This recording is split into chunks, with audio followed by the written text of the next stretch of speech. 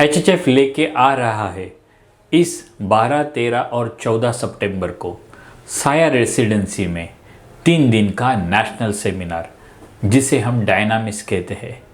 इसमें कम से कम आपको 14 से 15 स्पीकर मिलेंगे और कम्प्लीटली 3 दिन हम कम से कम 36 आवर्स सिर्फ और सिर्फ होम्योपैथी के बारे में पढ़ेंगे। ये सेमिनार अटेंड करने के बाद जो आपको एनर्जी मिलेगी, जो कॉन्फिडेंस मिलेगा, जो ये पॉजिटिव एनर्जी लेके आप जब आपके क्लिनिक में जाओगे, तो मैं आपको विश्वास से कहता हूँ कि आप उस कॉन्फिडेंस से बहुत सारे मरीज़ ठीक कर सकते हैं। और इसीलिए मेरी आपसे रिक्वेस्ट है कि प्लीज़ ये सेमिनार आप अटेंड कीजिए। डिस्क्रिप्शन बॉक्स में आपको इसकी लिंक मिल जाएगी, जिससे आप इजीली रजिस्टर कर सकते हैं। अब शुरू करते हैं आज की रेमेडी। एज अ होम्योपैथ हमारे पास जब कोई पेरेंट्स आते और कहते हैं डॉक्टर ये हमारा जो बच्चा है ये बहुत दुबला है, इसका वज़न बढ़ता नहीं है, इसे भूख तो अच्छी लगती है लेकिन कुछ पता नहीं, कुछ बदन को लगता ही नहीं है, कुछ ऐसी बढ़िया दवा दो जिससे इसकी तबीयत बहुत अच्छी हो सकती है। नमस्कार, मैं डॉक्टर कमलेश सूर्यवंशी, आपका होम्योपैथिक मित्र। दोस्तों, ऐसे माँ बाप जब ऐसे बच्चा लेके आपके क्लिनिक में आते हैं तो ये रेमेडी एब्रूटेनम हो सकती है। मटरिया मेडिका की फर्स्ट रेमेडी है। ये फ्लोरिंग प्लांट है जिसे लेडीज़ लव भी कहते हैं। इसका प्रमुख उपयोग मैरास्मस ऑफ इन्फेंट्स, यानी जो बच्चे जन्म से ही बहुत दुबले पतले होते हैं और उनके माता पिता हमारे पास इस वजह से आते हैं कि डॉक्टर साहब इसका वज़न बढ़ता ही नहीं है, ये बहुत ही दुबला पतला है, इसे भूख तो बहुत अच्छी लगती है लेकिन जो कुछ खाता है इसके शरीर को लगता ही नहीं है। दिखने में ये बच्चे बहुत ही कमज़ोर, चेहरे पर, शरीर पर ऐसे झुर्रियाँ नज़र आएंगी, हमेशा आपकी बात गलत ही लेने वाला, चिड़चिड़ करने वाला और वैसे ही हमेशा डिप्रेस रहने वाला ये जो बच्चा होता है, उनकी जो कमज़ोरी है जिसे हम इमैसिएशन कहते हैं, वह लोअर लिम्स यानी पैरों में ज़्यादातर दिखाई देती है। सरकार की तरफ से बहुत से सरकारी स्कूलों में खाना दिया जाता है, क्योंकि ऐसे देखा गया है जो सरकारी स्कूलों में बच्चे पढ़ते हैं वो बहुत ही गरीब घर से आते हैं और उन्हें जितना न्यूट्रिशन मिलना चाहिए उतना न्यूट्रिशन उन्हें मिलता नहीं है और इसी वजह से ये बच्चे माल न्यूट्रिशन कहलाते हैं, यानी इनमें कमज़ोरी बहुत होती है। इन बच्चों को भूख तो बहुत लगती है लेकिन जितना भी खाते हैं वो पता नहीं कहाँ चला जाता है। ये दुबले के दुबले ही रहते हैं। इनका प्रोस्ट्रेशन इतना होता है कि वह अपनी गर्दन या सिर ठीक से होल्ड नहीं कर पाते। इनकी सबसे प्रमुख विशेषता ये होती है कि इन्हें डायरिया और कॉन्स्टिपेशन अल्टरनेट होता है और जब डायरिया सप्रेस हो जाता है तब गठिया यानी रूमेटिज्म शुरू हो जाता है, ब्लीडिंग स्टार्ट होती है और ऐसे अन्य बहुत सारे फिजिकल सिम्टम्स इसके बाद हमें दिखाई देते हैं। वैसे ही mental symptoms alternate with physical symptoms ये भी हमें दिखाई देते हैं। तो सिम्टम्स एक सिस्टम से दूसरे सिस्टम, एक ऑर्गन से दूसरे ऑर्गन्स में ये चले जाते हैं, ये इसका प्रमुख लक्षण है। अब इनके मेंटल सिम्टम के बारे में हम जानेंगे। बेसिकली यह एक फ्लोरिंग प्लांट होता है। इसका प्रमुख उपयोग एंटीसेप्टिक और इंसेक्ट रिपेलेंट होता है।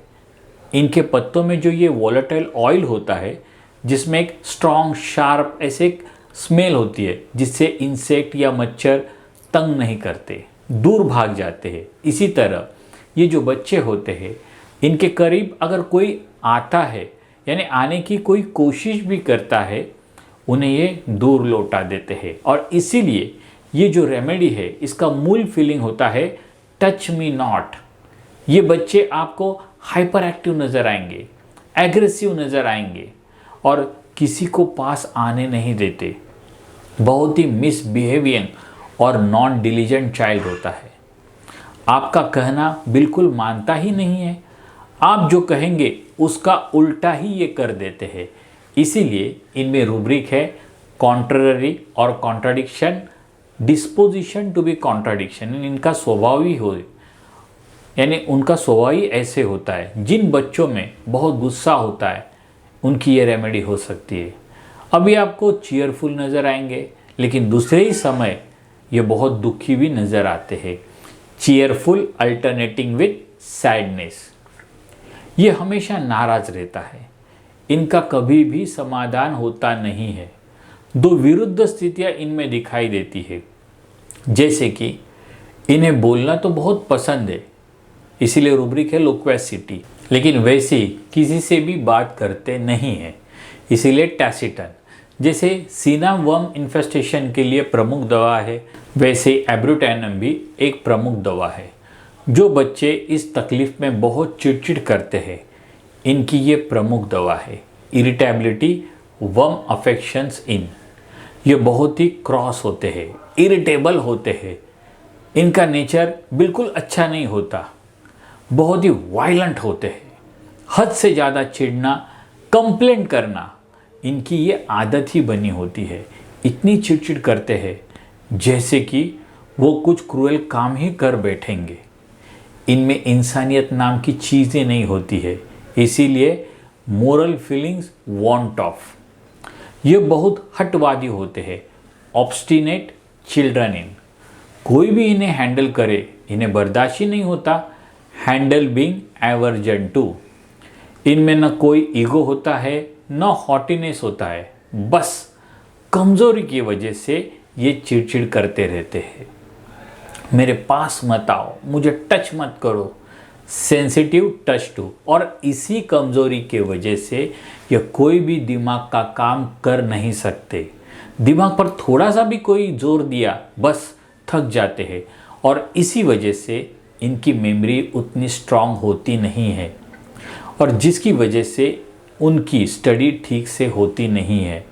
जो बच्चे बहुत कमज़ोर होते हैं, जिन्हें बहुत भूख लगती है, लेकिन इतना खाना खाने के बावजूद भी दुबले पतले रहते हैं, जिनमें न्यूट्रिशन बनता ही नहीं है, जिसकी वजह से दिमाग और शरीर को ऊर्जा मिलनी चाहिए उतनी ऊर्जा मिलती नहीं है, और इसीलिए वे ठीक से स्टडी कर नहीं पाते, कंसंट्रेशन होता नहीं है, ना मेंटल एक्सर्शन सहन कर पाते हैं।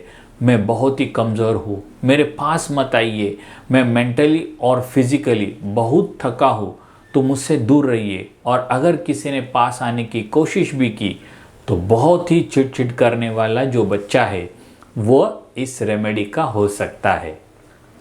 तो वे बात इसलिए नहीं करते क्योंकि बात करने से वो जल्दी थक जाते हैं, इसीलिए इसमें रूब्रिक है टैसिटन।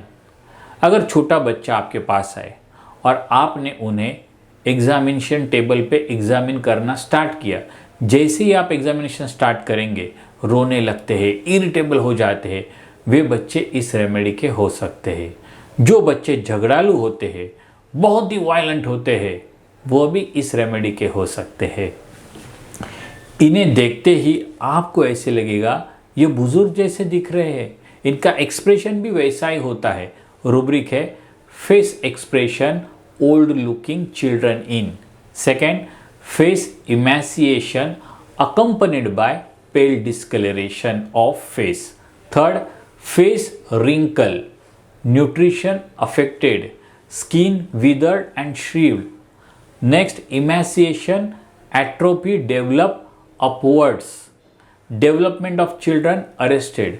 और इनमें एक महत्वपूर्ण बात है कि इन्हें बॉयल मिल्क की क्रेविंग होती है। तो इनकी एंट्री पॉइंट क्या होगी? फर्स्ट, जिस बच्चे में कोई भी बीमारी हो जो एक ऑर्गन से दूसरे ऑर्गन में चली जाती है या एक सिस्टम से दूसरे सिस्टम में चली जाती है।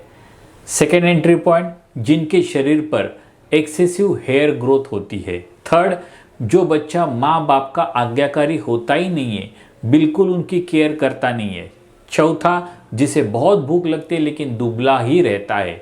फिफ्थ, जो जल्दी ही थक जाते हैं। सिक्स्थ, जो लूज स्टूल से या मोशन से इनके सिम्टम्स कम हो जाते हैं, वे बच्चे एब्रोटैनम रेमेडी के हो सकते हैं। ये वीडियो आपको कैसे लगा प्लीज़ कमेंट बॉक्स में लिखिए, वीडियो लाइक कीजिए, शेयर कीजिए। धन्यवाद।